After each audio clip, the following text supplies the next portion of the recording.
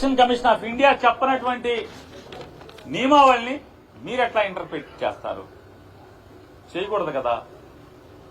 Election commission of ఇండియాలో లేనటువంటి నియమావళిని, వెసులుబాటుని కేవలం ఆంధ్రప్రదేశ్ రాష్ట్రంలో ఒక రాజకీయ పార్టీ వచ్చి కాగితం ఇవ్వగానే ఈ రకమైన ఇంటర్ప్రిటేషన్ ఇవ్వటం అనేది ఎలా పారదర్శకంగా ఉంటుంది, ఎలా నిష్పక్షపాతంగా ఉంటుంది?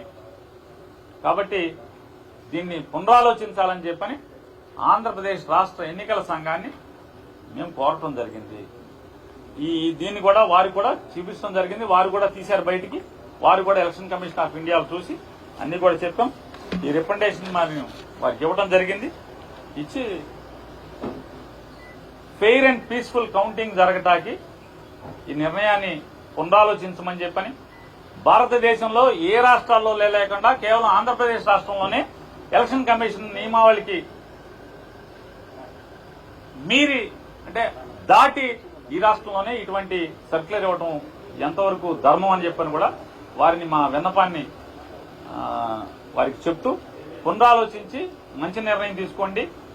ఫెయిర్ అండ్ పీస్ఫుల్ ఎలక్షన్ జరిగేట్టుగా, కౌంటింగ్ జరిగేట్టుగా ఇన్నాళ్లు కష్టపడ్డారు, మంచో చెడో ఏదో చేసుకుంటూ వచ్చారు. కనీసం ముగింపు అన్నా మంచి ముగింపు ఇవ్వండి అని చెప్పని కూడా వారిని విన్నవించుకోవడం జరిగింది.